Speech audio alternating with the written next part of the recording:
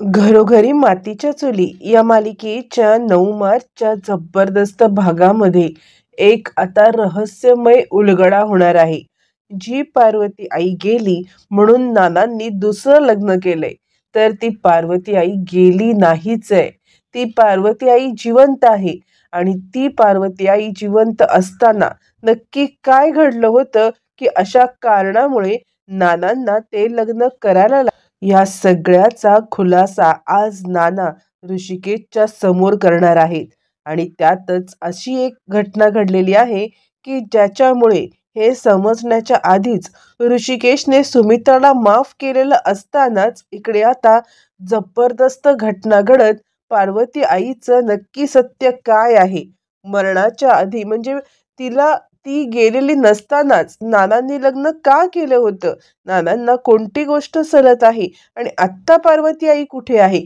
हे सत्य ऋषिकेश आणि जानकी कसे शोधून काढणार आणि त्यानंतर मालिका 360 डिग्रीमध्ये कशी टर्न होणार, सगळं सगळं पाहू.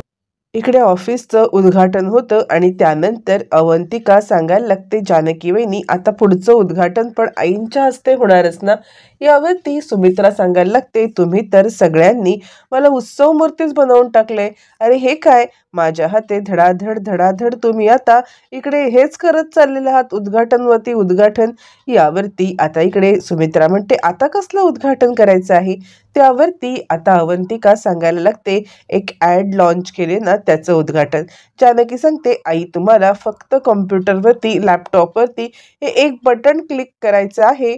हे बटन क्लिक केल्यानंतर मग ना इकडे ॲड ओपन होईल आणि मग आपल्या ॲडचं लॉन्चिंग होईल.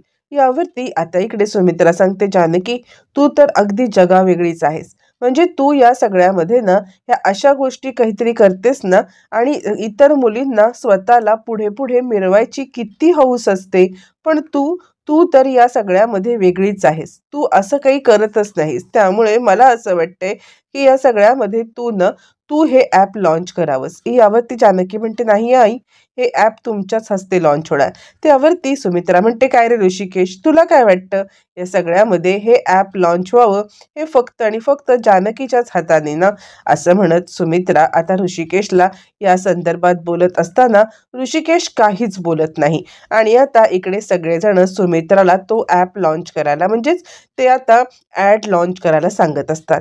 सुमित्रा या सगळ्यामध्ये आता तयार होते आणि सुमित्रा म्हणते, सांग बाई जानकी, काय करायचंय मी आता? असं म्हटल्यावर ती जानकी तिला सांगायला लागते, आई तुम्ही फक्त हे बटन क्लिक करा. मग आता इकडे सुमित्रा लॅपटॉपच्या इथे येते आणि लॅपटॉप बटन क्लिक करण्यासाठी येते. पण तो लॅपटॉपवरती बटन क्लिक करणं ही काही गोष्ट साधी सोपी नसते. इकडे सयाजीरावांनी आता आग लावण्यासाठी त्या लॅपटॉपचं म्हणजे आता कंपनीमध्ये धमाका करण्यासाठी लॅपटॉपमध्ये शॉक लावून ठेवलेला असतो आणि जानकीला मारण्याचा प्लॅन असतं. कारण जानकी या सगळ्याचं उद्घाटन करणार ही गोष्ट आता माहिती असते. त्यामुळे आता इकडे एक सफाई कामगार सयाजीरावांनी पाठवलेला असतो आणि सफाई कामगार पाठवून या सगळ्यामध्ये आता सयाजीरावांनी जानकीला इलेक्ट्रिक शॉक लावून मारण्याचं प्लॅन केलेलं असतं. हे सगळं चालू असताना आता इकडे तो माणूस येतो आणि ज्या लॅपटॉपचं बटन दाबलं जाणार असतं त्या लॅपटॉपचं बटन दाबून या सगळ्यामध्ये तो आता त्याच्यामध्ये इलेक्ट्रिक शॉक करतो, जेणेकरून बटन दाबल्यावरती सुमित्राला शॉक लागेल.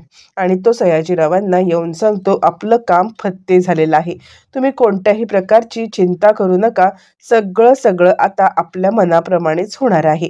असं म्हणत तो सयाजीरावांना पूर्णपणे आता या सगळ्यामध्ये आपली तयारी झाल्याचं सांगतो. बरं, हे सगळं झाल्यावरती सयाजीराव म्हणतात, चांगलं काम केलेलं आहेस आणि आता हे काम जोपर्यंत पूर्ण होत नाहीये ना तोपर्यंत माझ्या जीवाला चैन काही लाभणार नाही. असं म्हणत असतानाच इकडे आता अंधार केला जातो आणि आता ॲडचं लॉन्च सुरू होतं. त्यावेळेला सुमित्राला ते बटन दाबण्यासाठी सांगितलं जातं.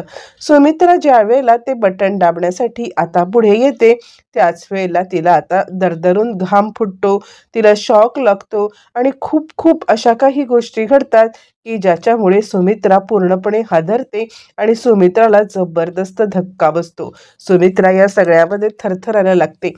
कुणालाच कळत नाही की नक्की सुमित्राला काय होतंय. जानकी, ऋषिकेश सगळेजण धावत धावत आता सुमित्राच्या दिशेने येतात. आई, असं आता एकदम ऋषिकेश ओरडतो. आत्तापर्यंत ज्या सगळ्यामध्ये इकडे आता ऋषिकेश आई म्हणून आवाज देत नसतो, त्याच ऋषिकेशने आज आई म्हणून आवाज दिलेला असतो आणि धावत पळत आई आई असं म्हणत तो या सगळ्यामध्ये धावत आता सुमित्राच्या दिशेने येतो. तोपर्यंत सुमित्रा एकदम बेशुद्ध अवस्थेत पडलेली असते आणि सुमित्राला या सगळ्यामध्ये कळतच नसतं की कसं आपण इथून हे करावं. तिचा हात पण बाहेर निघत नसतो. अचानकपणे सप्लाय बंद करून सुमित्राला बाजूला केलं जातं. ज्या वेळेला सप्लाय बंद करून सुमित्राला बाजूला केलं जातं, सुमित्रा पूर्णपणे बेशुद्ध पडते आणि ऋषिकेशच्या पायाखालची जमीनच हादरते. आई, आई काय झालं? आई, तुझी ही अवस्था का झाली? आई उठ, मी स्वतःला कधीच माफ करू शकणार नाही. आई उठ ना, असं म्हणत आता इकडे ऋषिकेश या सगळ्यामध्ये सुमित्राला उठवण्याचा प्रयत्न करतो. असं म्हटल्यावरती आता ऋषिकेशची आई ही हाक ऐकून सुमित्रा शुद्धीवरती येते. आई, आई तू उठलीस, आई तू उठलीस, असं म्हणत तो आता हमसाहुमशी रडायला लागतो. त्यावरती सुमित्रा आता त्याला जवळ घेते. काय बोललास ऋषिकेश? ऋषिकेश, तू मला आई म्हटलास? यावरती ऋषिकेश म्हणतो, हो आई, छोट्याशा कारणासाठी मी तुझ्यावरती रागावून बसलो होतो. मला माफ कर आई, मी चुकलो. असं म्हणत ऋषिकेश सुमित्राची माफी मागतं आणि जानकीला तो दिवस आठवतो ज्या दिवशी आता इकडे जानकीने शपथ घेतलेली असते की काहीही झालं तरी सुद्धा मी या रणदिवे कुटुंबामधली पहिल्यासारखी सगळी नाती करेन आणि जानकीने ते करून दाखवलेलं असतं. सुमित्रा आणि ऋषिकेश या दोघांना तिने एकत्र आणलेलं असतं. त्यानंतर सौमित्र चिडतो आणि जोशी, काय आहे हे सगळं? म्हणजे तुम्ही लॅपटॉप सगळे चेक केले नव्हतेत का? यावरती जोशी म्हणतो, साहेब माफ करा. यावरती ऋषिकेश म्हणतो, माफ करा काय माफ करा? तुम्हाला समजत नाहीये का? आज माझ्या आईच्या जीवावरती बेतलं असतं. यावरती सुमित्राला पाणी वगैरे देत आता ऋषिकेश म्हणतो, आई तू ठीक आहेस ना? सुमित्रा म्हणते, हो, पण आज मी धन्य झाले. माझा मुलगा कित्येक महिने मला आई म्हणत नाहीये आणि आज आज मला आई म्हणून त्याने आता माझा अशा पद्धतीने स्वीकार केलाय. खरंच माझ्यासाठी ही गोष्ट खूप महत्त्वाची. असं म्हटल्यावरती ऋषिकेश या सगळ्यामध्ये सुमित्राच्या जवळ येतो आणि सुमित्राच्या जवळ येऊन, यापुढे काहीही झालं तरी मी तुझ्यावरती रागावणार नाहीये. आता या सगळ्या गोष्टी विसरून जाऊया. तू ठीक आहेस ना? असं म्हणत तो आता सुमित्राला या सगळ्यामध्ये विचारायला लागतो. सुमित्रा म्हणते, हो बाळा, तू काळजी करू नकोस, मी ठीक आहे. असं म्हणत असतानाच मग आता इकडे जानकी सांगायला लागते, खरं सांगू का, तर जोशींचा काहीच फॉल्ट नाहीये. जोशींवरती तुम्ही चिडू नका. मला असं वाटते कुणीतरी हे सगळं मुद्दाम केलेलं दिसतंय. आणि तिला ऐश्वर्यावरती लगेच संशय येतो आणि सौमित्राला पण संशय येतो. तर आता सौमित्र सांगायला लागतो, थांब वहिनी, मी लगेचच ताबडतोब बघतो की नक्की काय आहे ते. आणि सौमित्र लॅपटॉप चेक करतो तर या लॅपटॉपमध्ये खरंच करंट असतो. मग सौमित्र ते आता नील करून टाकतो आणि लॅपटॉप नॉर्मल करतो. त्यानंतर मग आता इकडे सुमित्रा सांगायला लागते, तुमची सगळ्यांची इच्छा आहे ना की मीच ही ॲड लॉन्च करावी, तर मीच ही ॲड लॉन्च करते, तुम्ही कोणीही काळजी करू नका. असं म्हणत सुमित्रा लॅपटॉपवरती येते आणि ॲड लॉन्च करते. धावत पळत इकडे आता आजी घरी येते. घरी येऊन घडलेला सगळा प्रकार सांगते आणि ती सांगते, नशीब, पण एक लक्षात ठेवा, आज सुमित्रा वाचली. यावरती सारंगला धक्का बसतो. काय झालं आईला? त्यावरती सुमित्रा घडलेला सगळा प्रकार सांगायला लागते. सुमित्रा जे काही घडले ते सगळं सांगते की त्यावेळेला ऋषिकेशने आई अशी हाक मारली म्हणून ती शुद्धीवरती आली आणि या सगळ्यामध्ये ऋषिकेश आणि तिचं गुळपीट जमलं बरं का. म्हणजे तुम्ही दोघांनी जरा सावध राहा. दरवेळेला असे काहीतरी घटना होतात आणि हे रणदिवे पुन्हा एकत्र येतात. यावरती ऐश्वर्या म्हणते, 1 मिनिट, पण हे सगळं घडलं कसं? मला सांगा की. म्हणजे हे दोघं जण एकत्र आले कसे? आणि मुळातच जानकी उद्घाटन करणार होती ना. मग जर जानकी उद्घाटन करणार होती तर या सगळ्यामध्ये आईंनी का उद्घाटन केलं? काय घटना घडली? मला सांगाल की नाही? असं म्हटल्यावर ती आजी सांगते, काही नाही, जानकी हिला न्यायला इकडे आली होती, मग तिच्यासोबत मला पण घेऊन गेली आणि जानकीने उद्घाटनाचा मान हा सुमित्राला दिला अगं, आणि त्यामुळे हे सगळं घडलं. आता इकडे ऐश्वर्याचा प्लॅन पूर्णपणे फ्लॉप झालेला असतो. सगळेजण घरी येतात. नानांच्या रूममध्ये आल्यावरती सुमित्रा सांगते, खरं सांगू का, तर आज मी खूप खूप खूप खुश आहे. आज आपल्या ऋषिकेशने मला आई म्हणून हाक मारली. यावरती जानकी सांगायला लागते, नाना सगळं काही ठीक झालेलं आहे. आता या सगळ्यामध्ये आपलं रणदिवे कुटुंब एकत्र आलंय. मग इकडे ऋषिकेश नानांच्या इथे येतो. नानांच्या इथे आल्यावरती तो नानांच्या खांद्यावरती हात ठेवतो. नाना, मी खरंच तुमच्यावरती खूप रागवलो होतो. मी तुमच्यावरती रागवलो होतो, पण या सगळ्यामध्ये तुम्ही जानकीकडे बोट दाखवलं होतं. पण मला समजलंय की काहीही झालं ना तरी आपल्या आई वडिलांवरती असा राग काढू नये. खरंच नाना, मला माफ करा. त्यावरती नाना ऋषिकेशच्या डोक्यावरती हात ठेवतात. सुमित्रा सांगते, पुन्हा त्या जुन्या आठवणी आता नकोत. या आठवणींचा उजाळा पण नको. आता आपण नव्याने सगळं सगळं सुरू करायचं आहे, असं म्हणत आता इकडे सुमित्रा सांगते, आज जर का पार्वतीताई असत्या ना तर त्यांना खूप आनंद झाला असता. पण ज्या वेळेला पार्वतीचं नाव घेतलं जातं ना त्यावेळेला नानांच्या डोळ्यामध्ये असलेली एक उदासीनता इकडे आता जानकीला जाणवते. आणि जानकी विचार करते, काहीतरी गडबड आहे. म्हणजे नाना या सगळ्यामध्ये ना कोणती तरी गोष्ट लपवत आहेत.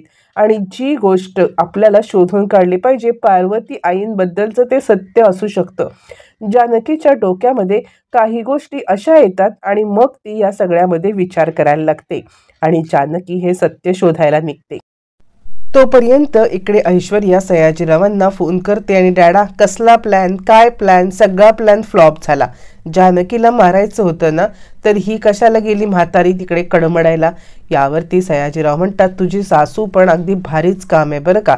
यावरती आता इकडे सांगायला लागते ऐश्वर्या, ठीक आहे, त्या जानकीने आपल्याला या सगळ्यामध्ये आता मात दिले ना, पण बरं झालं ती नाही मेली. तिला इतक्या सहजासहजी मरण कशाला पाहिजे. तिला या सहजासहजी आता इकडे मरण मिळणारच नाही आहे. तिला अशी तिळ करून मारेन ना मी की तुम्ही बघाच, असं म्हणत तिच्या डोक्यात काहीतरी वेगळाच प्लॅन असतो. इकडे तोपर्यंत जानकी आता घरी येते. ज्या वेळेला जानकी घरी येते त्यावेळेला जानकी रूममध्ये आल्यावरती ती ऋषिकेशला म्हणायला लागते, ज्या क्षणाची मी वाट पाहत होते ना, फायनली तो क्षण आलेला आहे आणि या क्षणासाठी किती दिवस आतुरले होते मी. पण खरं सांगू का, आज ज्या वेळेला पार्वती आईंचं नाव निघालं ना त्यावेळेला नानांच्या डोळ्यामध्ये मला एक उदासीनता दिसली. ऋषिकेश, नानांना जरा वेगळेच वाटले. यावरती ऋषिकेश म्हणतो, का, तुझ्या डोक्यामध्ये काय आहे. यावरती जानकी सांगते, मी खरं सांगू का, ज्या वेळेला नानांचा म्हणजे पार्वती आईंचा विषय निघतो ना त्या वेळेला नाना खूपच उदास असतात. मला काय वाटतं माहितीये का, काहीतरी आहे. पार्वती आईंच्या शेवटच्या क्षणात नक्की काय घडलं होतं. यावरती ऋषिकेश म्हणतो, पार्वती आईचं शेवटचा क्षण कधी, काय, कुठे, मला खरंच काही माहीत नाहीये जानकी. पण या सगळ्यामध्ये म्हणजे मी ज्या वेळेला पोटामध्ये आईच्या होतो त्यावेळेला आई आजारी पडली. हिम्मत काकांनी मला सांगितलं की तिला असा काहीतरी गंभीर आजार झाला होता की तो बरा होणार नव्हता. त्यामुळे पार्वती आईला माझी चिंता वाटत होती आणि म्हणून तिने नानांना दुसऱ्या लग्नाचा फोर्स केला. पण नाना काही दुसऱ्या लग्नाला तयार नव्हते आणि पार्वती आई मग या घरातून निघून गेलेली होती. यावरती सुमित्रा म्हणते, मग पार्वती आई गेल्या कुठे. ऋषिकेश म्हणतो, त्याबद्दल मला खरंच काही माहीत नाहीये. आणि त्यावरती हिम्मत काका मला म्हणाले की शेवटच्या क्षणामध्ये पार्वती आईंच्या सोबत आपल्यापैकी कोणीच नव्हतं. पार्वती आईंचा शेवट कसा झाला, काय कसं झालं हे काहीच नाहीये. आणि खरं तर पार्वती आईच्या बद्दलची सगळी माहिती गुपितच आहे. नाना इकडे लग्न करायला तयार नव्हते, पण नानांना मनवण्यात आलं आणि मग नाना अचानकपणे लग्न करायला तयार झाले. लग्न करायला तयार झाल्यानंतर लग्न झालं आणि मग माझा जन्म झाला आणि मला सुमित्रा आईच्या ओटीत देऊन पार्वती आई निघून गेली. त्यावरती मग जानकी सांगते, पण पुढे पार्वती आई कुठे राहिली, काय झालं हे काहीच माहित नाहीये का. ऋषिकेश म्हणतो, नाही ना, खूप सगळ्या गोष्टी काहीतरी कॉम्प्लिकेटेड झाल्यात. यावरती जानकी सांगते, नाही, मला हे काहीतरी वेगळंच वाटतंय ऋषिकेश. पार्वती आईंच्या शेवटच्या क्षणामध्ये त्यांच्यासोबत कोणी नव्हतं असं कसं होईल. मला काय वाटतं माहितीये का, नानांच्या मनामध्ये काहीतरी सलतंय जे आपण त्यांच्याकडून जाणून घेतलं पाहिजे. मला असं वाटतंय नानांना आपण आता आपल्या बोलण्यात घेतलं पाहिजे किंवा नानांना या सगळ्यामध्ये आपण आता विचारात घेऊन त्यांना सांगितलं पाहिजे की काय नक्की खरं आहे, काय नक्की खोटं आहे, हे सगळं आपण आता विचारून घेतलं पाहिजे. यावरती ऋषिकेश म्हणतो, नाना सांगतील. जानकी सांगते, नानांना सांगायलाच लागेल, तुम्ही काळजी करू नका. जे काही सत्य दडलेलं आहे ना, ते सत्य आपण शोधून काढायचं. आता खऱ्या अर्थाने उलगडणार असते ती पार्वती आईच्या या सगळ्याची केस उलगडणार असते, ज्या केसमध्ये नक्की काय घडलंय हे सत्य समोर येणार असतं. इकडे तोपर्यंत नाना आता पार्वती आणि आपला लग्नातला फोटो घेऊन पाहत असताना तिकडे जानकी येते. जानकी नानांना सांगते, नाना जुन्या आठवणींना उजाळा देताय का तुम्ही? नाना सांगायला लागतात, आजच माझं आणि पार्वतीचं लग्न झालं होतं हे ते ॲक्शन करून सांगायला लागतात. त्यावरती मग आता जानकी सांगायला लागते, काय हा योगायोग आहे ना, म्हणजे आत्ताच आम्ही ऋषिकेश आणि मी पार्वती आईंच्या बद्दल बोलत होतो. काय सत्य आहे त्यांचं, म्हणजे नाना त्यांच्यासोबत नक्की काय घडलं होतं हे सगळं आम्हाला जाणून घ्यायचं आहे. पण नाना काहीच बोलायला मागत नाहीत, त्यांच्या डोळ्यात टचकन पाणी येतं. जानकी हे जाणते काहीतरी गोष्ट आहे जी नाना आपल्यापासून लपवतायत आणि नानांना ही गोष्ट माहिती आहे, तरी सुद्धा नाना आता काहीही बोलायला मागत नाहीयेत. मग हे सत्य काय असेल? जानकीला जबरदस्त धक्काच बसतो आणि तिला ऋषिकेशचं आणि त्यांचं बोलणं आठवतं. त्यावरती मग आता जानकी सांगायला लागते, नाना मला तुम्हाला खूप काही विचारायचं आहे, तुमच्याशी खूप काही बोलायचं आहे, पण तुम्ही बरं होणं जास्त महत्त्वाचं आहे. मी आणि ऋषिकेश आधी डॉक्टरांकडे जाणार आहोत आणि त्यानंतर तुमच्यासाठी औषधं आणून जोपर्यंत तुम्ही बरे होत नाही तोपर्यंत आम्ही आमचे प्रयत्न काही थांबवणार नाही नाना. असं म्हणत जानकी आपल्या मतावरती ठाम असते. काहीही झालं तरी नानांना या सगळ्यामध्ये वाचवायचं म्हणजे वाचवायचंच. आणि जानकी सांगते, नाना तुम्ही काळजी करू नका, तुम्ही सुद्धा सगळ्यांसारखे बोलायला लागाल. माझा शब्द आहे, हा धागा बांधा, हा धागा तुमचं सुरक्षा कवच आहे. आणि या सगळ्यामध्ये जानकीने नानांना बरं करून ज्या पार्वती आईचं सत्य जाणून घेण्याचा आता चंगच बांधलेला असतो आणि जे सत्य समोर येणार असतं ते खूप भयंकर असतं. आणि आता या सगळ्यामध्ये पार्वती आई असताना सुमित्रासोबत लग्न, मग ह्या सगळ्यात सुमित्राची काही चाल खूप खूप कॉम्प्लिकेटेड सगळं असतं. तोपर्यंत इकडे आता सुमित्रा पोहे घेऊन येते आणि अवंतिकाला पोहे खायला सांगते. अवंतिका सांगायला लागते, आई मला सध्या पोहे नकोत. यावरती ती सांगते, हे बघ तू काम कर आणि हे पोहे खाऊन घे. तितक्यात सारंग येतो आणि आई मला तुझ्याशी बोलायचं आहे.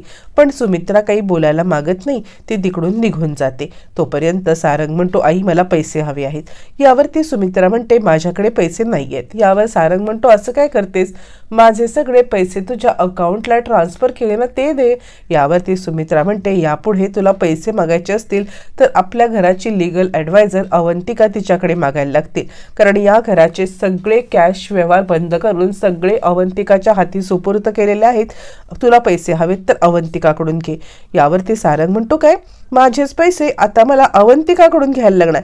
तोपर्यंत तिकडे जानकी येते आणि भाऊजी तुम्हालाच नाही, या घरात आता कोणताही व्यवहार करायचा असेल ना तर अवंतिकेकडूनच सगळ्यांना पैसे घ्यावे लागतील, कारण या घराचे सगळे आर्थिक व्यवहार अवंतिकाकडे आहेत. यावरती आता इकडे चिडलेला सारंग म्हणतो, अच्छा मग मी हिच्यासमोर भीक मागायची आता. यावरती आता इकडे सौमित्र म्हणतो, बघ हिच्यासमोर बोलू नको, ही या घरची सून आहे, माझी बायको आहे. त्यावरती आता सारंग म्हणतो, मग मी या घरचा मुलगा आहे ना, मला काही काडीची किंमतच नाही का? त्यावरती जानकी सांगते, भाऊजी तुम्हाला नाही सगळ्यांनाच हे करावं लागणार आहे. यावरती तो सांगतो, माझ्या बायकोची तब्येत बरी नाही आहे, तिला औषधं आणण्यासाठी पैसे पाहिजेत, भीक मागू का, द्या पैसे मला. जानकी सांगते, तब्येत ना कंबर ना, आम्ही डॉक्टरांकडे चाललोय, मी तिच्यासाठी औषध आणते. आणि तोपर्यंत अवंतिका मी तुला एक रेसिपी पाठवते, त्या रेसिपीवरून ऐश्वर्यासाठी औषध बनव आणि तिला दे. चालेल ना भाऊजी? झालं ना ठीक. पण आता इकडे सारंगच्या हातामध्ये दमडा द्यायचा नाही असं ठरवून सगळ्यांनी बरोबर सारंगला या सगळ्यामध्ये अडकवलेलं असतं, कारण ऐश्वर्या पैसा पैसा करत सारंगला कंगाल करत असते. मग आता ऋषिकेश येतो आणि जानकी आपल्याला जायचं आहे ना डॉक्टरांकडे, असं म्हणत तिला डॉक्टरांकडे घेऊन येतो. डॉक्टरांकडे आल्यावरती नानांना बरं होण्यासाठी काय करायला लागेल आणि काय नाही हे दोघं जण विचारत असतात. त्यावरती आता इकडे डॉक्टर सांगायला लागतात, खरं सांगू का तर माणसाची दोन मनं असतात, एक सबकॉन्शियस माइंड असतं आणि त्याच्या आता एक समोर जे दिसतंय ते, पण कधी कधी त्याच्या मनामध्ये ज्या गोष्टी आहेत ना त्याच तो बघून चालत असतो आणि कधी कधी त्याच्या बाहेर जे चालतंय ते त्याचं मन एक्सेप्टच करत नाही. असं काहीसं नानांच्या सोबत झालेलं आहे. नानांना या सगळ्यामधून बाहेर काढायचं असेल तर आपल्याला लवकरात लवकर ट्रीटमेंट सुरू करायला पाहिजे. त्यांना जबरदस्त असा काहीतरी शॉक द्यायला पाहिजे. असं म्हटल्यावरती मग आता इकडे लगेचच डॉक्टरांचं म्हणणं ऐकल्यावरती सुमित्रा म्हणते, म्हणजे काय, तुम्हाला काय वाटतंय? यावरती डॉक्टर म्हणतात, हे बघा, नानांना कोणत्या तरी गोष्टीचा एक्स्ट्रीम शॉक बसला पाहिजे आणि तो एक्स्ट्रीम शॉक बसल्याशिवाय ते या सगळ्यातून बाहेर येतील असं मला वाटत नाही. जानकी म्हणते, मग त्यासाठी आम्ही काय करायचं? डॉक्टर म्हणतात, आपण बोलून ठरवूया. काहीतरी अशी घटना घडली पाहिजे की नानांना धक्का बसेल. आता जानकीचे सगळे प्रयत्न चालू असतात की या सगळ्यामध्ये नानांना काहीही करून आता शुद्धीवरती म्हणजे बोलतं करून त्यांच्याकडून पार्वती आईचं सत्य जाणून घ्यायचं. कारण पार्वती आईचा शेवट झालेला नसतो. पार्वती आईचं काहीतरी वेगळंच सत्य आहे. कारण ज्या वेळेला पार्वती आई गेली त्यावेळेला तिकडे कुणीच नव्हतं रणदिव्यांपैकी आणि पार्वती आई एका सुनसान ठिकाणी गेली. हे सत्य जानकीला मान्य करायला हे नसतं. मग यात कुणाचा हात आहे? मग सुमित्राईंसोबत लग्न कसं झालं?